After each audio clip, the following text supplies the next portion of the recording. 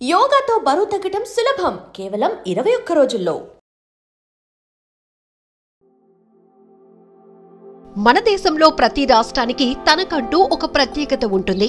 కానీ God's own country అని పిలుస్తారంటే అది కేరళకి దక్కిన గౌరవం. ఇక్కడి కొబ్బరి చెట్లు, ఆకుపచ్చ పంట పొలాలు, బ్యాక్ వాటర్స్ ఇవన్నీ మనసుకి హాయినిస్తాయి. కేరళ వాళ్ళ దుస్తులు కూడా చాలా సింపుల్ గా ఉంటాయి. ఇక ఓణం ఫెస్టివల్ అయితే దేశమంతా మాట్లాడుకునే ఒక గొప్ప పండుగ. పూలతో వేసే పూకలి, పడవ పోటీలు, సద్య వంటకాలు ఇవన్నీ కేరళ కల్చర్ కి హైలైట్స్. ఇక కథకలి, మోహినియాటం లాంటి నృత్య కళలు ప్రపంచానికి కేరళని పరిచయం చేశాయి.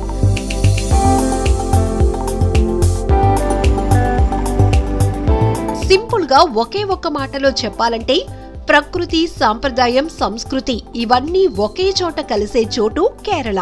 మనందరికీ కేరళ అంటే ఓణం పండుగ, కథకలి, కొబ్బరి చెట్లు గుర్తొస్తాయి కదా. కానీ ఇవన్నీ ఒకే చోట చూసే అవకాశం ఉంటే ఎలా ఉంటుందని ఎప్పుడైనా ఆలోచించారా? ఇప్పుడు మనం వెళ్తున్నాం ప్రత్యేకమైన పుణ్యక్షేత్రం గురువాయూర్.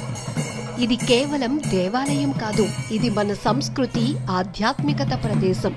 కృష్ణ భగవంతుని లక్షణాలతో ఇక్కడ ప్రతి మూలలో పవిత్రతతో ఉండి సందర్శకుల హృదయాలను శాంతి చేర్పిస్తుంది. అక్కడి ప్రధాన ఆధ్యాత్మిక కార్యక్రమాలు, భక్తి పాటలు, పుష్పార్చనలు చూసి మీ మనసు ఆనందంతో పులకరించిపోతుంది.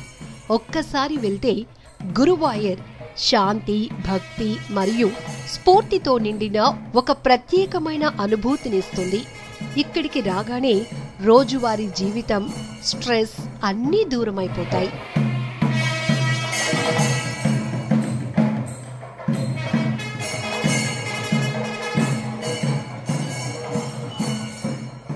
కేరళలోని చిన్న పట్టణం కాలడి. ఇది ఒక సాధారణ ఊరు కాదు.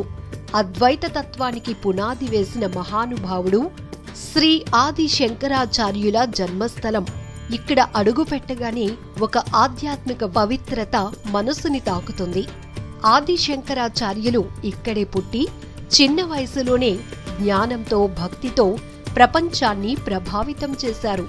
కాబట్టి కాలడి యాత్ర అంటే కేవలం ఒక ట్రావెల్ కాదు, మనసుకు ఒక ఆధ్యాత్మిక జర్నీ. కేరళ ఫోక్లోరే మ్యూజియం, ఇది కొచ్చి దగ్గరలో ఉంది. ఇక్కడికి వెళ్తే మనకి 40,000కు పైగా అనేక రకాల వస్తువులు కనిపిస్తాయి. పాతకాలపు వేషధారణలు, సంగీత వాయిద్యాలు, యుద్ధంలో వాడిన ఆయుధాలు, ఇంకా చేతి వృత్తి వస్తువులు. మ్యూజియం కూడా చాలా బాగుంటుంది. మొత్తం కేరళ సాంప్రదాయ శైలిలో 60 మందికి పైగా శిల్పులు 7 సంవత్సరాల పాటు కష్టపడి దీన్ని నిర్మించారు. ఇక్కడ కథకలి మాస్కులు, మోహినియాట్టం డ్రెస్లు, కలారిపై అట్టు, ఆయుధాలు అన్నీ చూసినప్పుడు మనం టైం ట్రావెల్ చేసినట్టుగా ఉంటుంది. సింపుల్ గా చెప్పాలంటే ఈ మ్యూజియం అనేది కేరళ కల్చర్ కి లైవ్ ఎగ్జామ్ హాల్ లాంటిది. కేరళకి వెళ్లే వాళ్ళు మాత్రం ఇది అస్సలు మిస్ కాకూడదు.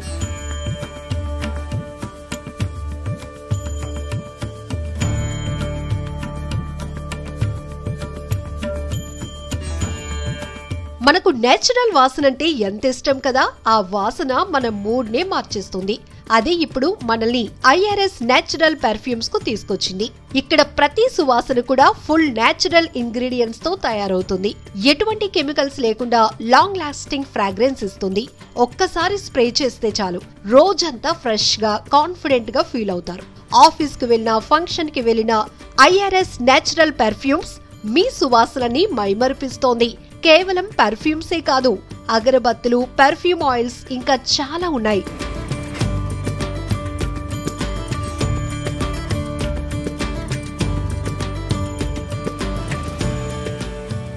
చైనీస్ ఫిషింగ్ నెట్, ఇవి సుమారు 500 ఏళ్ల క్రితం చైనా వ్యాపారుల ద్వారా ఇక్కడికి వచ్చాయంటారు. ఇవి పెద్ద పెద్ద చెక్క కట్టెలతో సముద్రం మీదకి వాలినట్టుగా ఉంటాయి.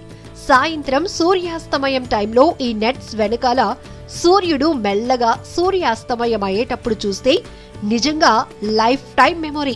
ఇక ఈ నెట్స్ కి ఉన్న లోకల్ పేరు చినా వల. ఇక్కడ మత్స్యకారులు ఇప్పటికీ ఈ పద్ధతిని ఉపయోగిస్తారు. దాంతో సముద్రపు ఫ్రెష్ ఫిష్ వెంటనే షోర్ కి వచ్చేస్తుంది. ఒక్క మాటలో చెప్పాలంటే కొచ్చిన్ ట్రిప్ లో ఫోటోలకు బెస్ట్ బ్యాక్ డ్రాప్, లైవ్ లో చూడటానికి మరచిపోలేని అనుభవం. అదే పరదేశీ సైనగాగ్. 1586లో నిర్మించిన కట్టడం భారతదేశంలోనే కాకుండా మొత్తం కామన్వెల్త్ లోని పురాతనమైన సైనగాగ్ గా ప్రసిద్ధి. లోపలికి వెళ్లగానే గాజు దీపాలు, బెల్జియం గాజుతో టైల్స్, పురాతన స్క్రోళ్లు ఇవన్నీ పాతకాలంలోనికి తీసుకెళ్తాయి. ఇక్కడ లోకల్ గా దీనిని జ్యూ సైనగాగ్ లేదా జ్యూ టెంపుల్ అని కూడా అంటారు. జ్యూ కమ్యూనిటీ ఇప్పటికీ ఈ ప్రదేశాన్ని పవిత్రంగా భావిస్తుంది. సింపుల్ గా చెప్పాలంటే ఇది కేవలం భవనం కాదు, 500 ఏళ్ల చరిత్రతో నిలిచిన ఒక గొప్ప కట్టడం. కేరళలో టూరిజం అంటే మనకి ముందుగా గుర్తొచ్చేది అలప్పుజా హౌస్ బోట్ రైడ్. దీన్ని చాలా మంది వెనిస్ ఆఫ్ ది ఈస్ట్ అంటారు. ఇక్కడ హౌస్ బోట్ అనేది కేవలం పడవ మాత్రమే కాదు, అది ఒక తేలియాడే ఇల్లు లాంటిది. అందులో బెడ్రూమ్, కిచెన్, డైనింగ్ టేబుల్ అన్నీ ఉంటాయి. మీరు బోట్లో కూర్చొని వెళ్తూ పచ్చని వరి పొలాలు, కొబ్బరి చెట్లు, చిన్న చిన్న గ్రామాలు, నదులు అన్నీ లైవ్ సినిమాలా మన కళ్ళ ముందు స్లో మోషన్ లో కనిపిస్తాయి. బోట్లో స్పెషల్ కేరళ వంటకాలు కూడా సర్వ్ చేస్తారు.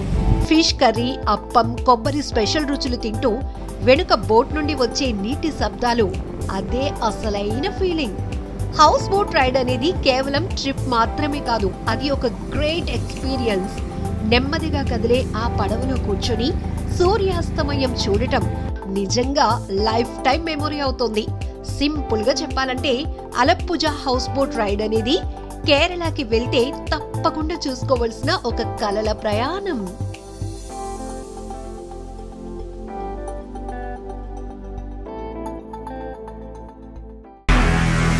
నిజంగా ప్రస్తుతం ఉన్నటువంటి సమాజం దేనికి ప్రయారిటీ ఇస్తుంది? ఆర్థిక సంబంధాల చుట్టూ మాత్రమే తిరుగుతుంది. మళ్ళీ ఎన్నికలంగానే చాలా విరక్తి కలుగుతాం.